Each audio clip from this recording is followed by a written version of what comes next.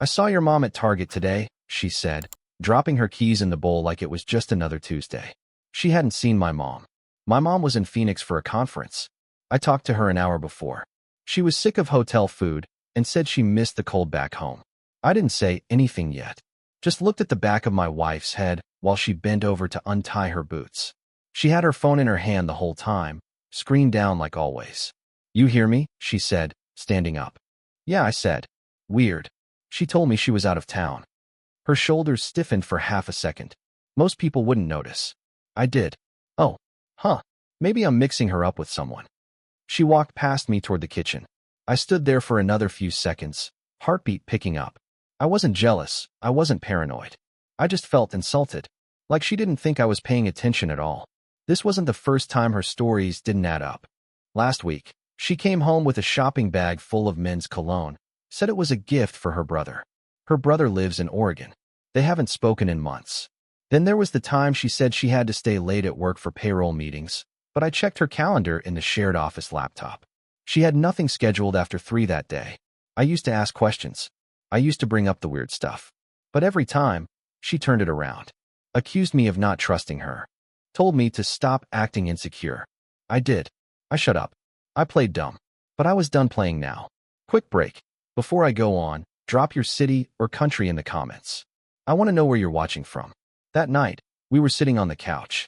She was texting, giggling at the screen like I wasn't 2 feet away.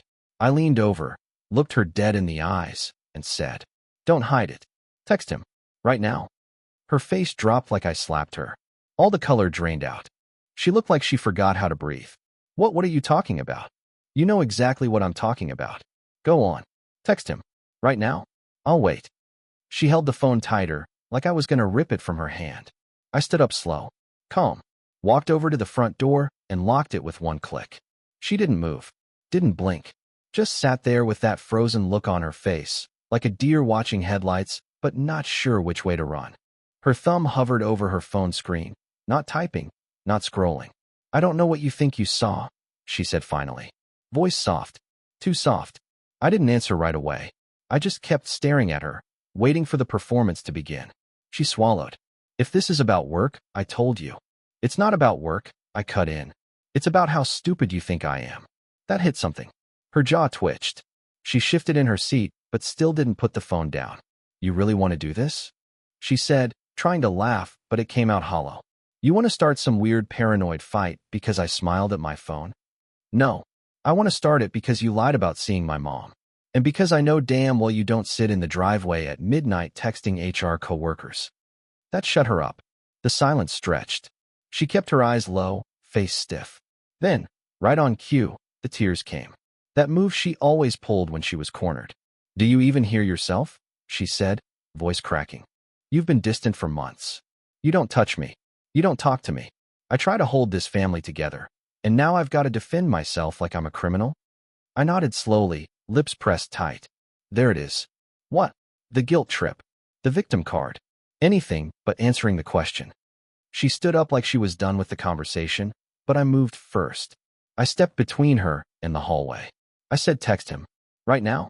Or I'm going to assume everything I've seen, everything I've felt, is exactly what it looks like." She finally snapped. "There is no him." "Then prove it." Her eyes darted toward the hallway, probably thinking about the bedroom, about how long it would take me to find whatever she hid. You don't get to demand my phone like some. I get to demand honesty. One time, after months of red flags and gaslighting, and you looking me in the face like I'm too dumb to notice. She went quiet again. This time it stuck. Her chest was rising fast. Her fingers tapped nervously against the back of her phone.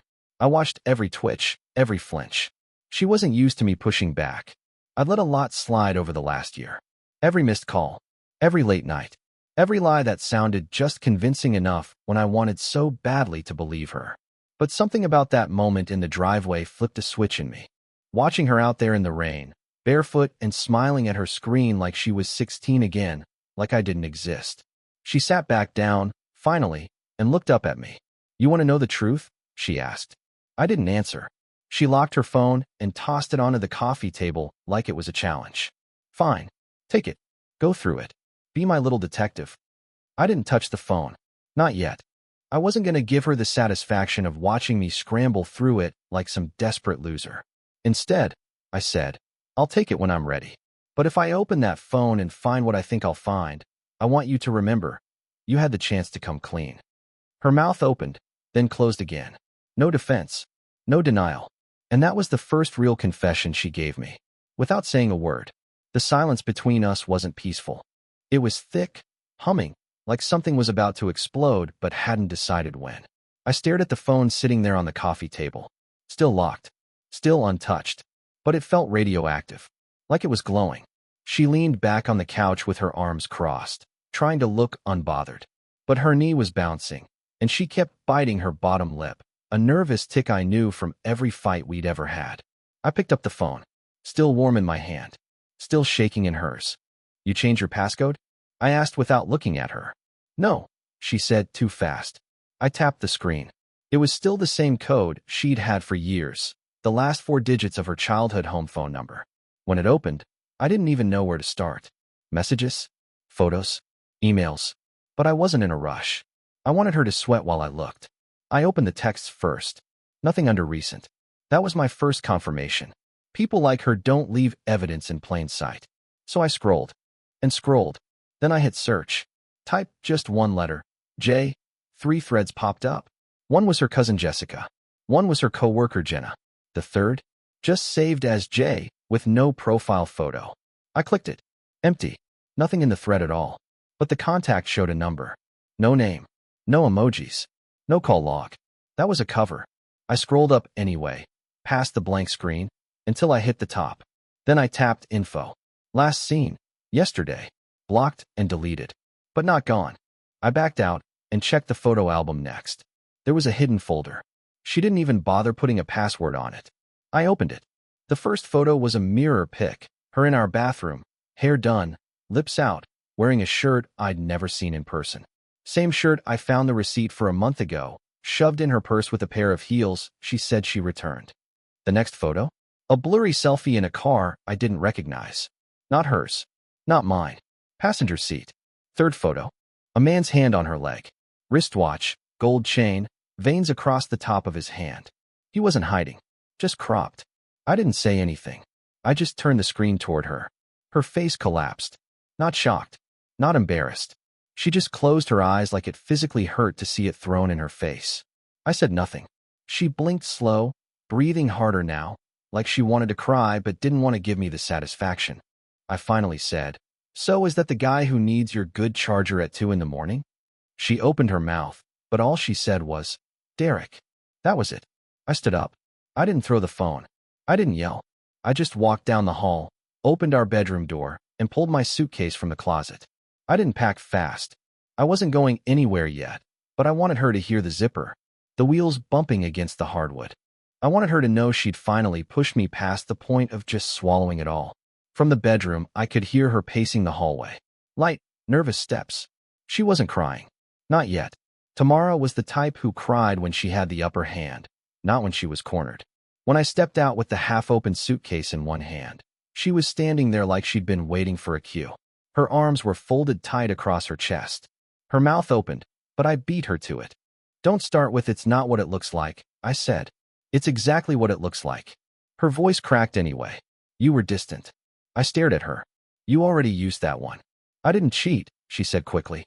"I swear. Derek, I didn't sleep with anyone." She rubbed her hands down her face. It was talking. It was attention. I didn't even mean for it to go anywhere. I laughed once, sharp and dry. "So he's just some emotional support d*ck? That's your defense?" She didn't answer, but her eyes darted to the phone still sitting on the coffee table behind me. I caught it. "You miss him right now, don't you?" She flinched like I hit her. "I didn't plan it," she said. "It just happened." That line. That lazy, pathetic line. I'd heard it from friends. On forums. In cheap dramas. I never thought I'd hear it in my own house. I dropped the suitcase by the door and walked past her toward the kitchen. She followed me like a shadow. "I felt like you didn't see me anymore," she said behind me. "You don't even ask me how I am. You come home from work, eat, and go quiet. I tried to get your attention. I dressed up. I flirted. You didn't even notice." I turned around fast. "I noticed. You just weren't dressing up for me." She blinked, stumbled a step back like I'd slapped her. I kept going. You think I didn't catch the change in your perfume? The extra gym days? The late-night Target runs when you come back without a damn thing? You think I didn't see you smiling at your phone like a teenager? Her voice dropped to a whisper. I was lonely. So you fixed it by making me feel crazy. We stood there, silent, staring at each other like strangers. Then she tried to cross the distance between us, reached out like she was going to touch my arm. I stepped back. I don't know who you are right now, I said. And I think you stopped knowing who I was a long time ago. For the first time since all this started, she didn't have a comeback.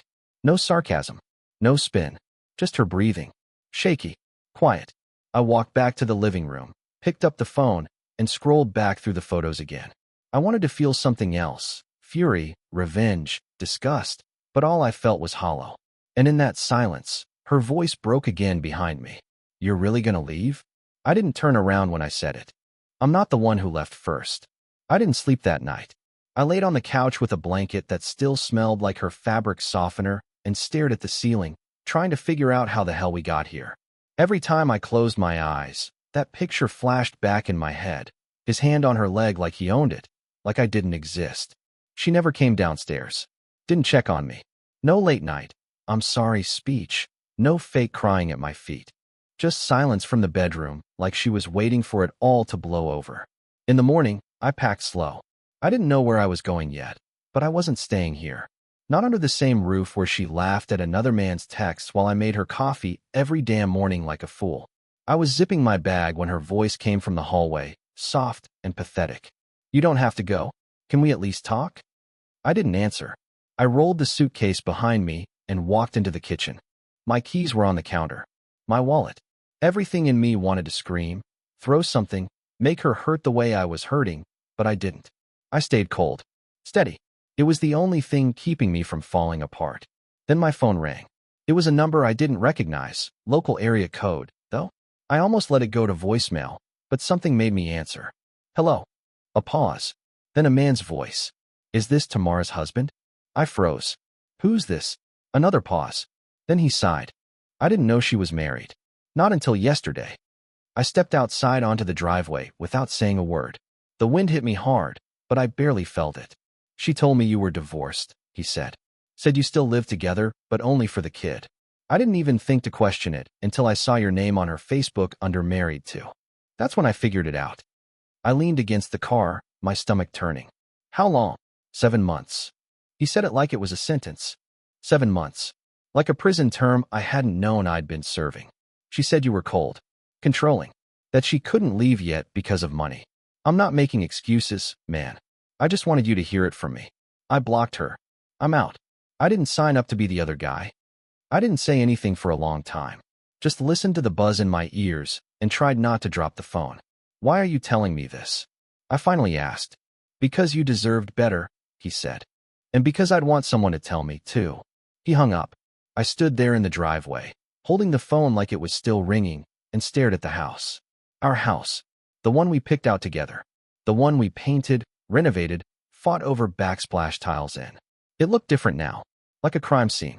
When I walked back in, Tamara was sitting at the kitchen table like she was waiting for an update. I dropped the phone in front of her. 7 months, I said.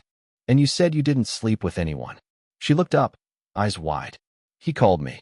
She covered her mouth like she might throw up. I took my keys and turned toward the door. I'm done listening to lies.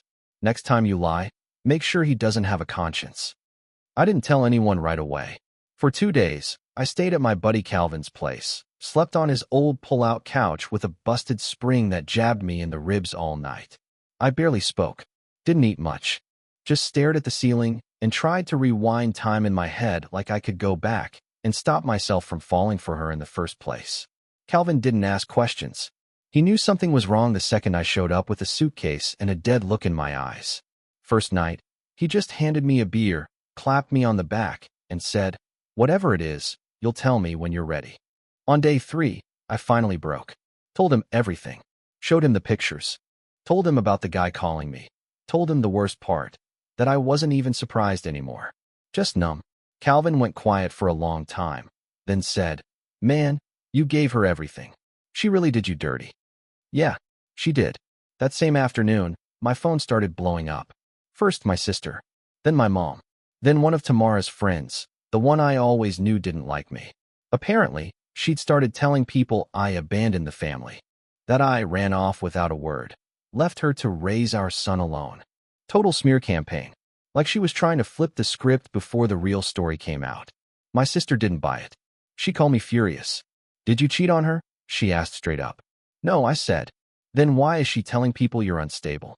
I had no idea, but it pissed me off more than anything else so far. Not just the cheating, the lying, the gaslighting. But now, after wrecking our marriage, she was painting herself as the victim, rewriting history to make me the villain. That night, I called her. I had to. Not because I wanted closure, not because I missed her, but because I was done letting her control the narrative. She answered on the first ring. "I didn't expect to hear from you," she said. "No," I replied. "You expected I'd stay quiet and disappear while you played the wounded wife." "Derek, please don't twist this." "I'm not twisting anything. You're out here telling people I left you and Leo like I went out for milk and never came back. Meanwhile, you were getting hotel rooms with a guy you met at the gym." She went quiet. "I never took him around our son," she said, like that made it better. "You think that's the line? That's your defense? That Leo didn't see it?" "I didn't want it to happen this way," she whispered. "But you wanted it to happen." Silence. I took a breath. "You don't get to cheat, lie, and then ruin my name just to save yours. If I hear one more thing from anyone about what kind of man I am, I swear." "I'll stop," she said fast. "I'll tell them the truth. I panicked. I didn't want everyone to hate me." I laughed, bitter. "You didn't mind if they hated me, though." "I'm sorry, Derek. I swear I am." But sorry didn't put the pieces back together. Sorry didn't erase the hand on her leg. Sorry didn't undo 7 months of secrets. "Good," I said. "Then you'll understand why I'm not coming back." And I hung up before she could answer. 2 weeks later, I sat in a lawyer's office that smelled like burnt coffee and printer ink, signing papers I never thought I'd have to look at. Words like petitioner, custody arrangement, and division of property blurred together in front of me like a bad dream someone else was living. The lawyer was a no-nonsense woman named Davis. She walked me through everything like I was another name in her calendar, which I guess I was. She didn't ask for the story, didn't need it, just asked what I wanted, what I'd tolerate, and what I wouldn't bend on. "I want half custody," I said. 50-50. No fighting about that. She nodded. "Any assets in your name alone?" "Just the truck. She can keep the house." That surprised her. I could tell. But I didn't care about drywall and floorboards anymore. I just wanted out with my son, my peace, and what was left of my dignity. By the time I left the office, the sun was already setting. I sat in my truck for a while, staring out through the windshield, not even starting the engine. Just thinking. It wasn't anger anymore. Not even sadness. Just this hollow ache in my chest that didn't seem to go away. Like a part of me had been surgically removed without anesthesia. I couldn't even picture what my marriage looked like in the good years. My mind only replayed the last 12 months on loop. The lies, the gaslighting, the silence. Later that night, I met Tamara in the Target parking lot to swap custody. Our son, Leo, came running toward me with that same goofy grin he's had since he was 3. He jumped into my arms, and for a second, I felt something close to human again. Tamara stayed by her car, sunglasses on even though it was dusk. She didn't say much, just waved at Leo and gave me a quick nod. I didn't say anything back. I couldn't. I buckled Leo into the back seat, and just as I was closing the door, he said, "Mommy cried last night." I froze for half a second. Then I shut the door, got behind the wheel, and started the engine. He kept talking as we pulled out. "She said she missed you, that she messed up." I gripped the steering wheel tighter. "That's grown-up stuff, buddy." "I know," he said, but she looked really sad. I didn't answer. I just kept my eyes on the road. Halfway home, he reached into his backpack and pulled out a picture he drew.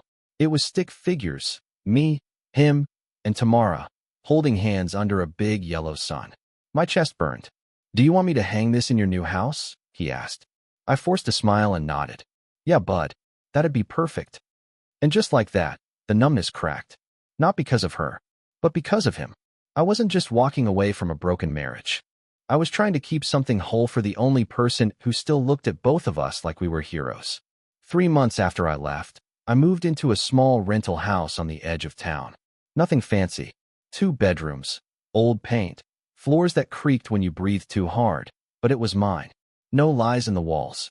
No perfume trails on the sheets. No phone lighting up in the middle of the night with messages she claimed were from the girls. I kept the place quiet. Simple. Clean. Leo had his own room, and I let him pick out whatever color he wanted for the walls. He picked blue, same shade as his favorite hoodie. Every other weekend and 2 nights a week, the house filled up with his laughter. The rest of the time, I learned how to be okay with silence. It was weird at first, being alone, but then it started to feel like breathing again after being underwater too long. And just when I thought Karma might have forgotten her part in the story, she showed up. It was a Saturday morning at the local community fair. Leo had begged me to take him. We were standing in line for lemonade when I heard someone say her name behind me. I turned, and there she was. Tamara, standing alone by the kettle corn booth, sunglasses off this time. Pale, frazzled, her hair tied up like she barely had time to get ready. And that confident, smug energy she used to walk around with? Gone. She looked like someone who hadn't slept. She spotted me a second later. Her eyes met mine, and she froze like a deer again. Only this time, I didn't stop walking. She caught up to us, trying to act casual. Hey, Derek. I nodded. Tamara. Leo ran up between us holding a balloon sword and yelled, I'm a ninja, before taking off again. We both watched him for a second. Then she said it. Quiet, like she was embarrassed to admit it. He left me. I looked at her. The gym guy? She nodded. Turns out I wasn't enough once he got what he wanted. I didn't say a word. She looked down. I just thought, maybe we could talk sometime. You and me. I waited a beat. Let the silence make her squirm. Then I shook my head slowly. I already talked, I said. For years. You just never listened. Her eyes welled up, but I didn't flinch. Didn't soften. I owed her nothing. Right then, Leo came running back and grabbed my hand. Dad, they have a bounce house. I smiled down at him, then looked back at her one last time. You lost a good thing, I said. And you'll feel that for a long time. I don't hate you, but I sure as hell don't pity you either. I turned, took Leo's hand, and walked away. I didn't look back. And for the first time in years, I didn't feel like the broken one. I felt free. What would you have done if you were in his shoes? Drop your thoughts in the comments, and don't forget to like and subscribe for more.